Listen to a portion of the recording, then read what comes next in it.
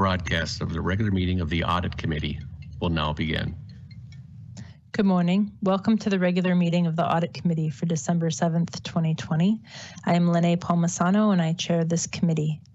As we begin, I will note for the record that this meeting has remote participation by members of the Audit Committee and City staff as authorized under Minnesota Statutes Section 13D.021 due to the declared local public health emergency.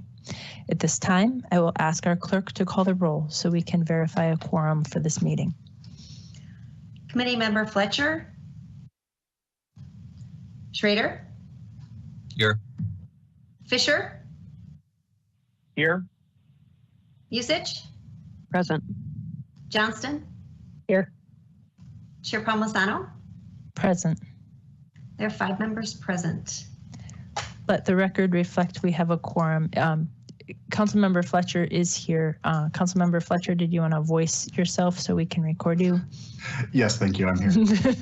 I'm not sure how to say that best. Thanks. Let the record reflect Councilmember Fletcher also joins us, and we have everyone on the committee today. The first motion is to adopt the agenda. That agenda is before you. I don't see any changes needed. So could I have a motion to please adopt that agenda? So moved. Moved by Musich. Second. Seconded by Fisher. I'll ask the clerk to call the roll on Commissioner Musich's motion to adopt the agenda. Committee Member Fletcher? Aye. Schrader? Aye. Fisher? Aye. Usich? Aye. Johnston? Aye. Chair Palmisano? Aye. There are 6 ayes. Thank you. The agenda is adopted. The second item on our agenda is to accept the minutes of our October 19th meeting. Could I have a motion for that, please? So moved. Second. That item has been moved and seconded. I'll ask the clerk to please call the roll on the motion to accept minutes. Committee Member Fletcher? Aye. Schrader? Aye. Fisher? Aye. Usich? Aye. Johnston? Aye. Chair Palmisano? Aye. There are 6 ayes. Thank you. Those minutes are adopted. Colleagues, before us today, the new report is around the Minneapolis Park and Recreation Board. That audit report was sent to you earlier today, and as we receive it, and we will seek to publish it as a result of this meeting, as is due audit process. I will turn this over to Director Ryan Patrick. Mr. Patrick, welcome. Thank you, Chair Palmisano. I'm going to momentarily turn it over to my staff who work directly on this project, but first I wanted to thank them and thank our colleagues over at the Park Board for working on this right up until the deadline.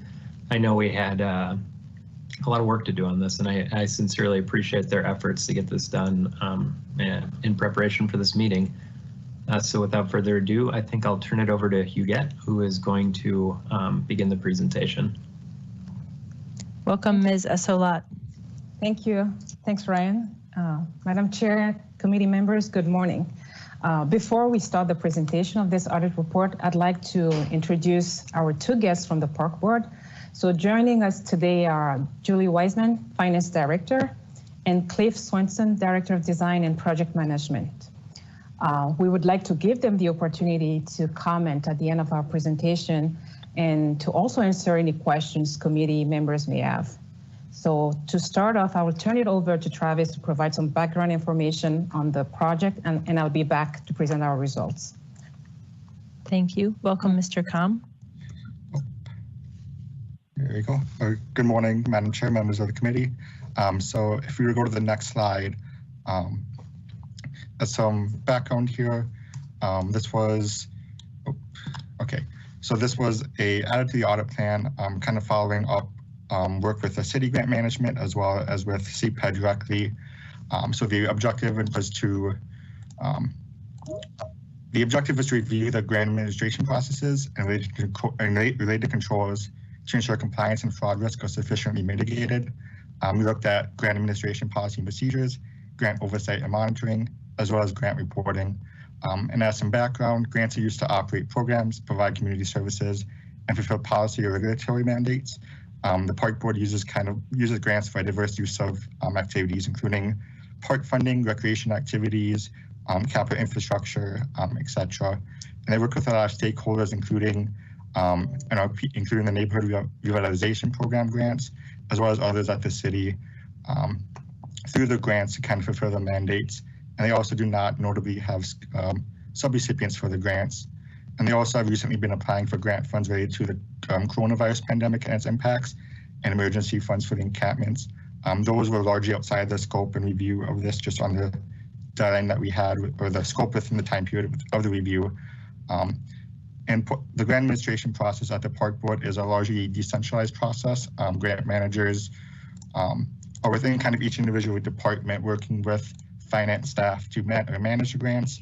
They work actively with the accountants to track, monitor, ensure that reimbursements are paid, but the grant managers are within each individual unit or activity at the park board. And if you go to the next slide on here.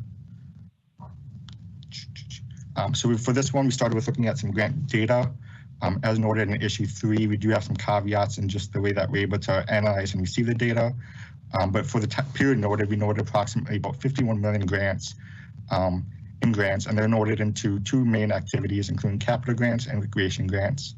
And capital grants were by far the largest amount of the total awarded grant amount. If you just go to the next slide. So here is a breakdown, as seen also in the report, of just a number of grants. There's 87 of them, and the total was about $51 million, with the average grant being $586,000. And then the most frequent grantor for these are generally the Met Council and some of the other state and local agencies for funding for the parks. On the next slide, we do have the recreation grants, there's about 42 of them, and they're generally a lot smaller, with the most frequent grantor being Henderson County, and the average amount being about $8,000. So for those, we started with the data, looking at analyzing where the money's coming in, and then on the next slide, I will turn it over to back to Huguette to present the findings and results of this engagement. Thank you, Ms. Esalat. Okay, thank you, Travis. And Madam Chair, committee members, so as a result of the work we performed on this audit, we identified 3 areas for improvement. We can move to the next slide, so I can just go into the details of this. All right. So the first one relates to the grant closeout and reporting requirements. So most grant agreements include some requirements for grant recipients to submit some documentation throughout the life of the grant and also at the expiration of the grant. And this is just a way to ensure that grant funds were spent in accordance with grant agreements. Out of our sample of 20 grants, 9 closed out prior to or during the scope period of our audit, which was between June 1st, 2018 and June 30th, 2020. And out of the 9 that closed out, we were not able to obtain the reports and documents specified in the grant agreements for those grants. So, and the detail for this is in the report. And at this point, it's very important to mention that all of those documents and reports were required per the grant agreements. Grantor agencies did not specifically request them from the park board.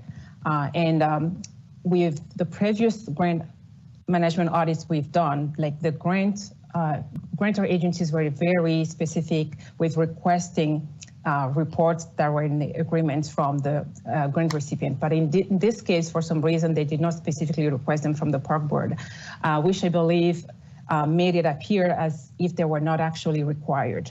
And it's also important to note that conversations are already ongoing with the grantor agencies to clarify requirements and make sure that anything that is not applicable is kind of spelled out, or that amendments are made to the grant agreements in the future to avoid this kind of issues. Because when we audit, we will go with what's in the grant agreement, and we kind of expect to see the documents that are required per the grant agreements. And next slide, please. Okay, the second area for improvement relates to the documentation of the grant administration and oversight procedures. So as they work with grant project managers, the Park Board, to ensure that the Park Board spends grant funds in accordance with the clauses in the grant agreements, grant project accountants perform various tasks, including tracking and accounting for grant activity, submitting reimbursement requests, and ensuring that those reimbursements apply to the right funding codes. However, during the audit, we noted that those daily tasks are not documented.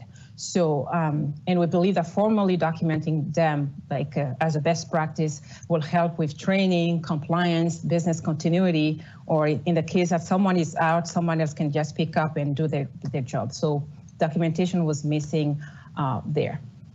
Next slide. And the last area for improvement we noted relates to this, the system limitations that kind of make it hard to confirm completeness and accuracy of grant data. In order to provide grant population for these audits, the staff had to pull data from various sources and use some manual processes to gather the data. For example, the system as it currently is kind of distinguished between grants and contracts. And also a project may have many funding sources, and a single funding source may go to various projects as well. And I'd like to note here that this issue is not unique to the Park Board. We've experienced the same issues with the previous grant management audit. And that's the reason why we recommended that they work towards a long-term solution with IT to ideally have a system in place that has little to no manual processes and that is more efficient. So those are the three areas for improvement we noted, and I'm now happy to answer any questions you may have, or if you want to ask them directly to Julie and Cliff, that's fine as well. Thank you. Thank you. We do have a question from Ms. Johnston. Go ahead.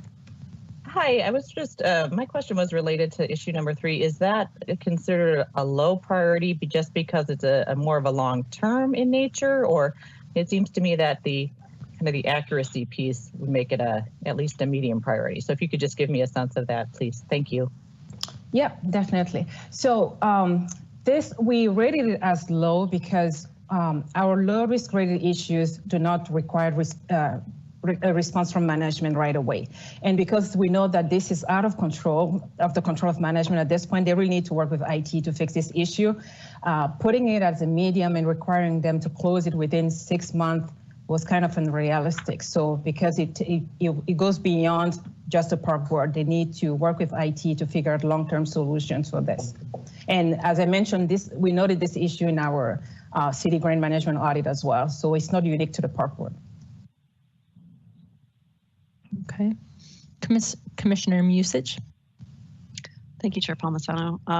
When you note that the Park Board should be working with City of Minneapolis IT on this issue, does that mean that the City of Minneapolis has already identified a tool in which to track this information and the Park Board would be able to piggyback off of that tool? Or are you suggesting that the Park Board acquire software for this purpose and implement it?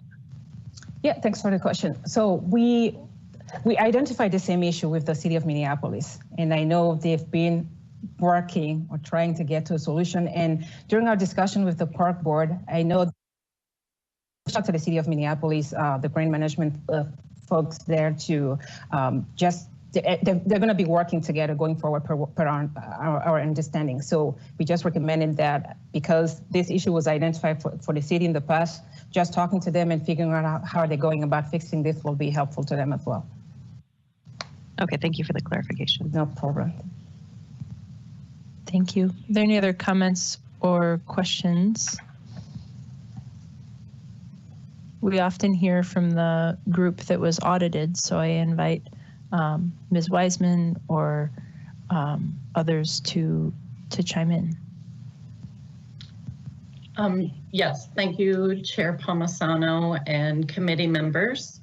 I'd like to thank the Internal Audit Committee. They did a quite thorough job, and you know, during the time of the pandemic and all other audits being completed, I appreciate my staff and the other Park Board staff, as we are very decentralized when it comes to the grant process. To further clarify for Commissioner Musich, we are included in the City of Minneapolis accounting system. And so the constraints with that accounting system, we would work together with the City of Minneapolis to satisfy those issues. And I'll turn it over to Cliff if he has some comments he'd like to make. Thanks. Welcome, Mr. Swenson. Thank you, Chair Palmisano. Can you hear me okay? Yes, we can. Okay, thank you. And like Julie, I'd like to thank the committee as well and for their thoroughness. The great part about audits, right, is that we find out what our weaknesses are, but we get to see what we're doing right. And there are a lot of things that we do right. So it's nice to know that we have some things we need to work on, and we'll continue to do that. We appreciate the cooperation that we get with the city. Even the staff that worked with us from the city on this audit were great. And we're going to continue to work on a few things here, try to make sure that we get our closeout process kind of worked out with Met Council and a few other grantors. But again, we're grateful for to go through the process and for the way that it was the way city staff handled it. Thank you very much, Chair. Thank you. Are there any other questions or comments from my colleagues on committee? Seeing none, I'll ask for a motion to both receive and file this report and direct staff to publish it. Could I have that motion? So moved. Commissioner Musich moves this. Second. It's seconded by Ms. Johnston. Clerk, could you please call the roll? Committee Member Fletcher? Aye. Schrader? Aye. Fisher?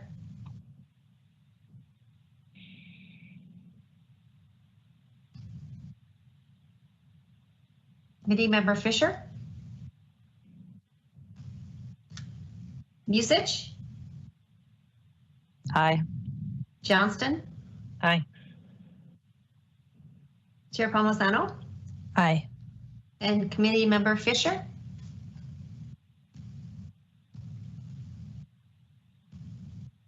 There are 5 ayes. Thank you. That carries and that motion is approved. Next, we have the report of the internal auditor to receive and file and learn about the ongoing work of our internal audit department. And with that, we have our interim audit director, Ryan Patrick. Go ahead. Thank you, Chair Palmisano. So I'm going to deliver the auditor update today, give you a little information about the work we have in progress, as there's quite a bit going on, and then we'll talk about some of the open audit issues and what we plan to do about those. So if we could go to the next slide. We can skip this, so one more ahead. So yeah, first we'll talk about the completed and in progress audit work. Next slide. That's kind of the most important things that are going on right now. I'm going to try and summarize those. A lot of the work is in flight right now, so we don't have detailed updates for you on it, but I can assure you that the work is very much ongoing and going well. So the first is the 2021 risk assessment. So we're using that COVID-19 phase 1 project to kind of inform how we proceed on our annual risk assessment. It's really important to have that information incorporated into it, as even though circumstances are changing on what seems like a daily basis, we plan ahead for our 2021 audit plan and acknowledge those issues as we think about what we're going to work on next year. So currently the city's in its budget process, and that is certainly kind of a hectic time for city departments, and we want to make sure they have the space and the breathing room to get through that before we really delve into those individual meetings with department heads and staff to complete the 2021 risk assessment. So we'll be beginning that this month and plan to have a report back to the audit committee in February discussing the 2021 risk assessment. The next is the civil unrest after action review. So this was requested back in July by council that the city staff explore methods to do an after-action review related to the civil unrest this past summer. After meeting with staff, it was determined that internal audit represented a good neutral party who might be able to shepherd a third-party vendor through conducting an after-action review for the city. So we decided to take on that work, and me and my team have been working diligently to get both the RFP done and then vendor interviews, and are kind of working to finish the final project proposal, including a vendor selection. So part of that included looking for funding for the project to be completed next year. And as we're completing the budget process and finding that funding, we'll know exactly how that's going to play out, and we can kind of proceed with the rest of vendor selection. So more to come on that in the next probably few weeks with budget, and then hopefully we'll be beginning work and getting vendors in to discuss the project with city staff, with council, the mayor's office, to really make sure that all of the relevant questions are being addressed in January. And we made sure to include in the vendor interviews and in the vendor questions that also the vendor would engage with the community and make sure that issues the community feels are important are addressed in the after action review as well. So we expect that process, the actual after action review, is going to take some time to complete, but they'll be providing status updates throughout, and we'll be bringing those status updates. I will be bringing those back to audit committee, so you'll be kept informed about what's going on as that project takes place. Go to the next slide. Thank you. Actually, Sure. Mr. Patrick, I want to point out that this was something that was discussed last week in our budget amendment process, because there were just a lot of questions about the scope, and while we had spoken about it back in July, at this point July feels like years ago. So Ms. Johnston asks, what was the final scope for the civil unrest project? And I believe it was a period of 10 days.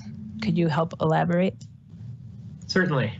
So the scope, you are correct, is about 10 days, and it begins almost immediately after the death of George Floyd. So what the after action review currently does not include is the specific incident that led to the death of George Floyd, but it picks up immediately after that and includes all the city response, both in the initial hours and then the weeks to come.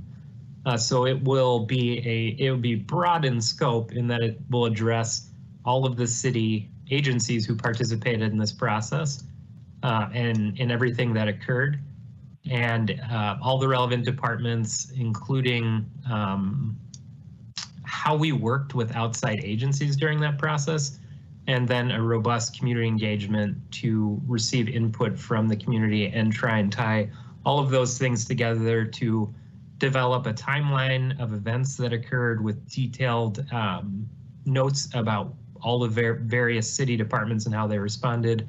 And then as the project goes on, recommendations about how we might do a better job in the future addressing some of these issues. So that is in broad strokes the scope of the project. I will note that as we kind of get closer to the project itself and we work with the vendor, we can remain somewhat flexible in case we need to address other things in the project. Ms. Johnston, does that answer your question fully? Thank you, Madam Chair, it does. Thank you. Councilmember Schrader.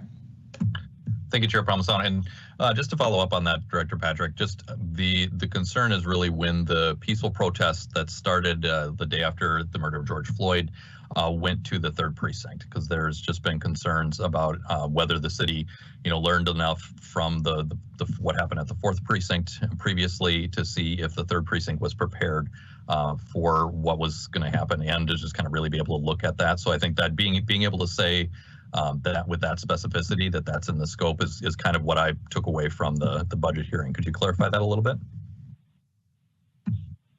Yes, so the after action review is going to examine everything immediately following those events. So that 10-day period is really the detailed unit of analysis. and all the actions that took place there.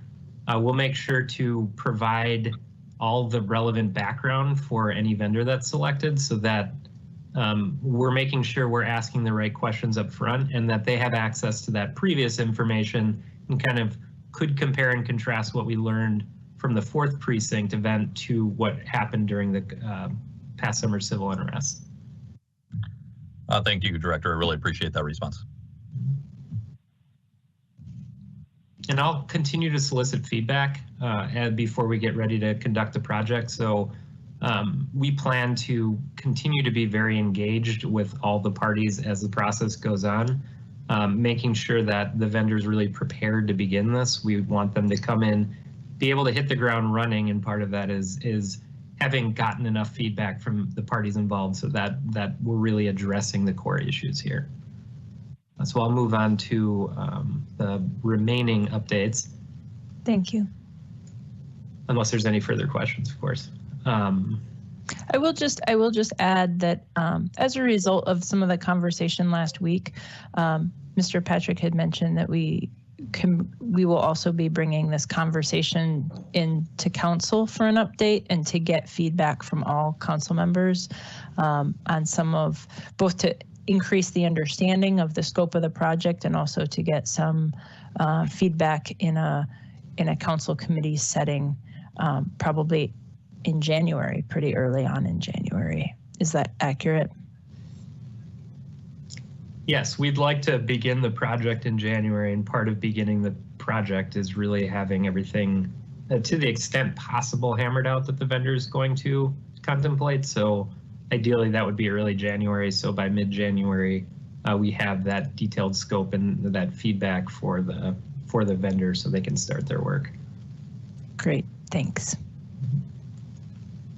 So the next item I'd like to discuss is the Field Training Officer FTO Program Special Project. So we discussed this at the last meeting, the kickoff for this, and the status update right now is that we've completed our scope memo. We've completed our project planning, our risk control matrix, and now our field work is underway. So we're making good progress on that. We've had great participation from the team over in professional training in the police department, and field work's underway. So we'd like to ideally have that project back to the audit committee by February, but obviously as time allows, we'll be working on that and getting that special project done. The next is the city department survey. So like I mentioned in my previous discussion of the risk assessment, we've been surveying the city since we finished our phase 1 COVID project to really get into some of the specific COVID related issues. So we have a nice background from many departments on how they've been impacted by COVID, and that further allowed us to refine how we're going to go about our 2021 risk assessment. So that project will again inform the risk assessment. We'll be using that and hopefully be reporting that back to you again in February as we complete it. Before we move on to our next section, I just wanted to note one thing. We don't have a continuous monitoring section for this audit committee. We had a pretty robust discussion of the sexual assault kits memo at the last meeting. So we don't have any major updates there outside of the fact to say that kits are being tested per the discussion that we had the last meeting. So that work is still in place. They've completed those items that that were discussed at the last meeting, and perhaps in February again, we'll bring back information about how many kits were completed, how many kits are outstanding, and kind of continue that discussion. But for the most part, that project is playing out the way that was discussed at the last meeting. The other remaining projects now. At this meeting, you've accepted our park board grant management audits. That project we will consider complete for now, which means we're ready to spin up our next project and get moving on it. For the audit plan, the most likely next project that we'll be beginning is related to after action reviews amongst city departments as they relate to smaller, less notable events.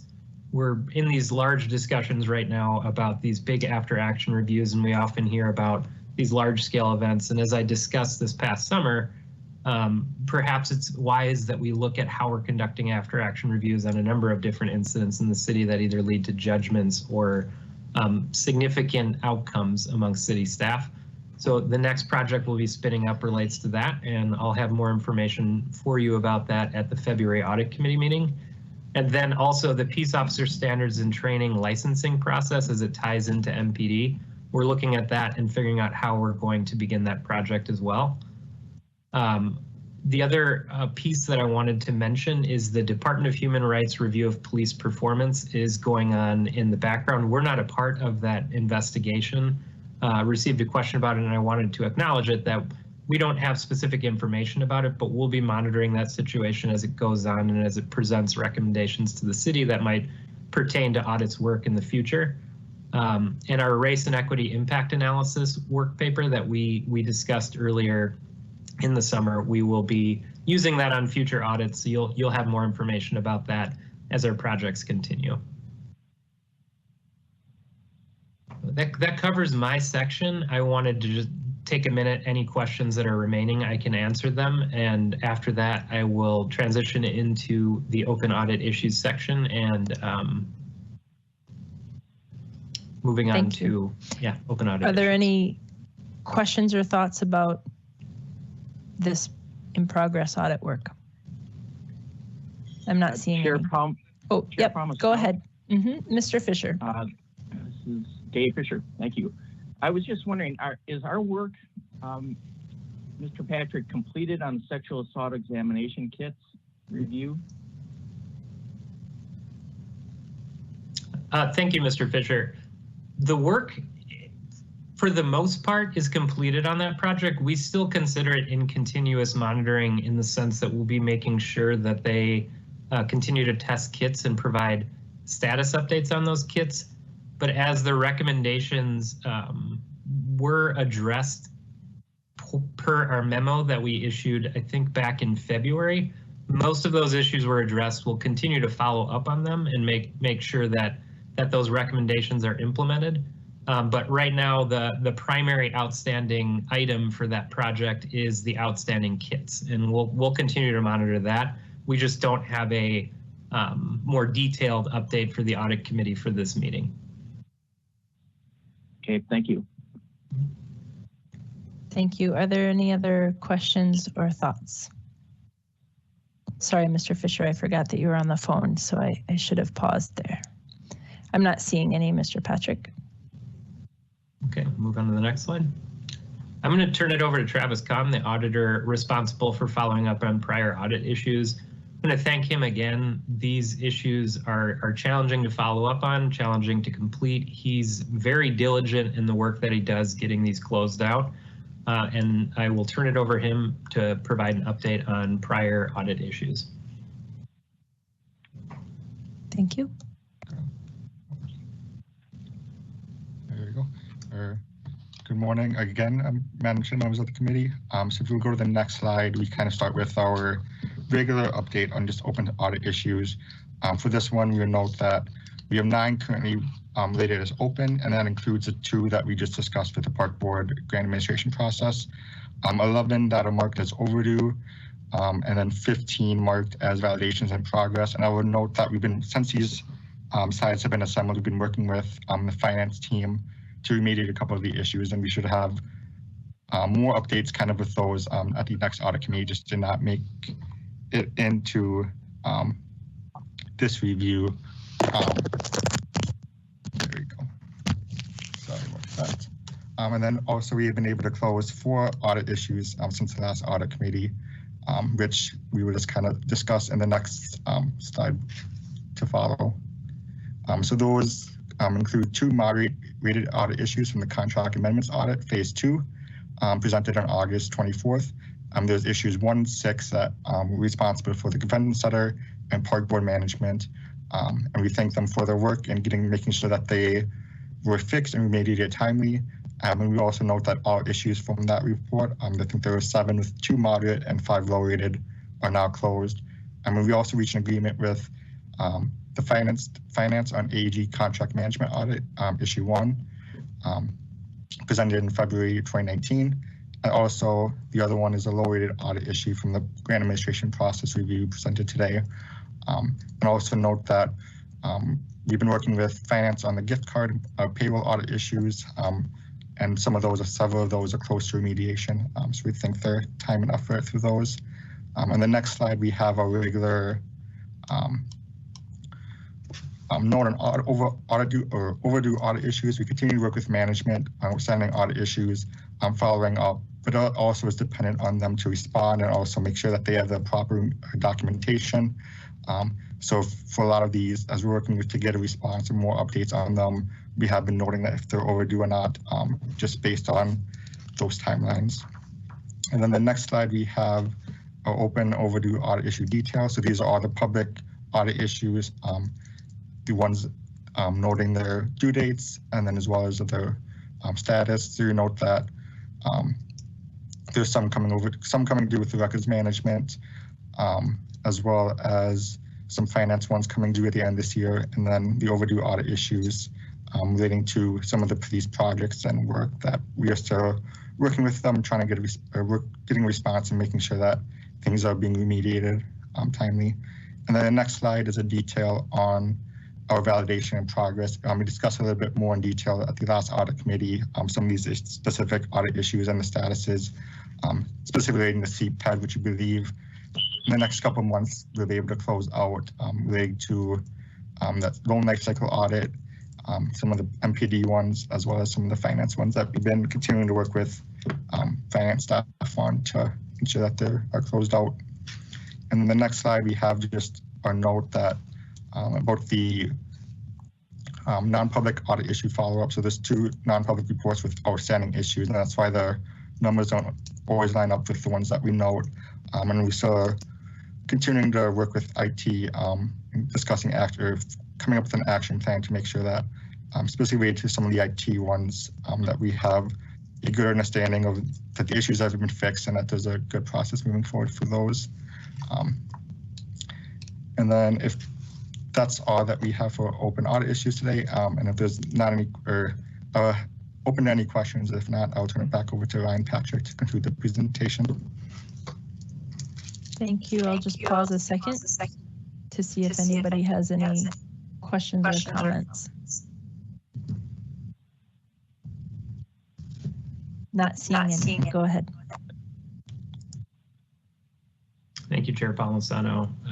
Travis has been working really hard on those, and we like to note just all those validation in progress and the open audit issues. We're getting a lot of response from management. It's absolutely necessary to work with them to close those audit issues, and knowing everyone has tight schedules right now, I'm appreciate the fact that we've gotten so many responses to those open audit issues, and I think moving into 2021 we'll be able to close a significant number, have a more fresh slate moving into the next year, and we'll bring that information back to you in February. I believe we can move on to the next slide. I believe that's all we have for today.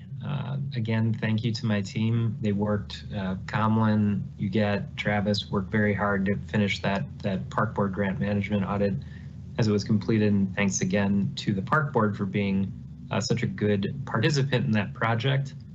I sincerely appreciate all the effort to get that done in preparation for the December meeting. It's not going to be until February until we meet again. I'm happy to answer any questions before then, but again, thanks to the staff and thanks to the committee for your thoughtful questions and attention during this meeting. Thank you. I'm not seeing any further discussion. I'll just pause to make sure that there isn't any from people on the phone. One thing I'd like to go ahead, Mr. Fisher. Yep. I'm not sure you were going to adjourn, so I thought I'd pipe up. The system somehow got wise to my antics and muted me during the last vote. Right. So I didn't see if I had the opportunity to vote at that time. Yeah, I'd like to go back for just a moment to item number 3 so that Mr. Fisher can indicate his voice vote. Sorry about any technical errors, but it caused us not to hear you. Mr. Fisher, did you want to vote on item number 3, which is the Park Board audit? Yes. Chair Palmisano, I wish to vote in favor for accepting and filing the report. Great, thank you. Clerk, that is noted. I will direct the clerk to file the internal auditor report. We've indicated Mr. Fisher's approval of item number 3.